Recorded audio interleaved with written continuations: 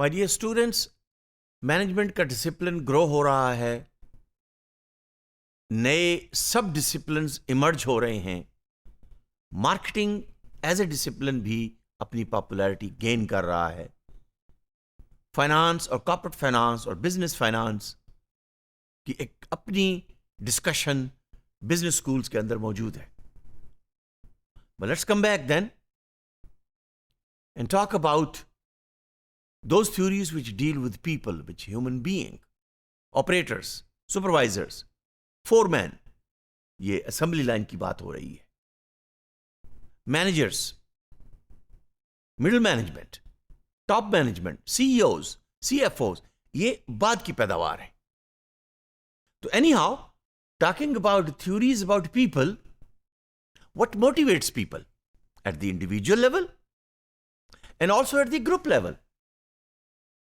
How the individuals are committed, are made committed, so that when they work on assembly line, याद रखिए 1940, 1950, 1960 mass production का जमाना है, तो नेचुरली असेंबली लाइन का जमाना है।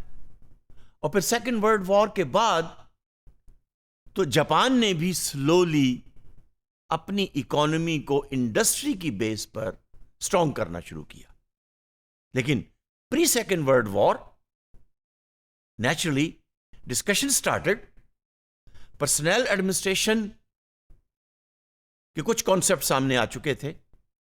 हाउथर्न स्टडीज ने प्रूव कर दिया था कि yes, there are variables which motivates and demotivates people, individuals. And psychology और सोशियोलॉजी के डिसिप्लिन में से ये कॉन्सेप्ट मैनेजमेंट स्कॉलर एक्सेप्ट करने लगे थे कि let's try to think about developing a positive attitude. Let's look at those variables which changes the behavior of the individual towards the company, towards the firm. So this means Hawthorne studies, although it highlighted the problems of human relation and human psychology, and it made it important that it should be discussed and considered and looked into at the workplace. अब वो work place उस जमाने में तो assembly line थी, लेकिन naturally आज आप कहेंगे कि वो वर्क प्लेस ऑफिस भी है। और सॉफ्टवेयर हाउसेज में, हॉस्पिटल में, यूनिवर्सिटीज में तो होते ही ऑफिसेज हैं, असेंबली लाइन नहीं होती। लेकिन हम बात कर रहे हैं around second world war.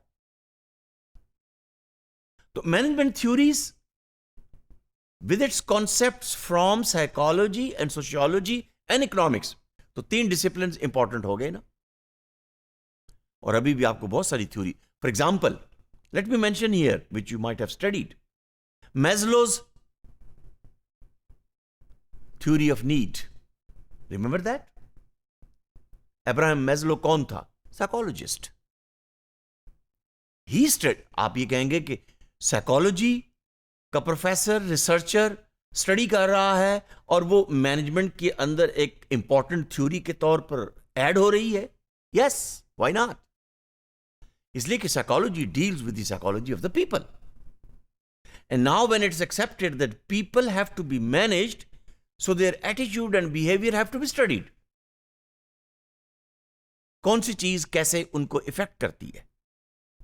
So management theories in the 40s and 50s, mostly they were discussed around motivations of individuals and group dynamics and the interaction of the individuals within the groups.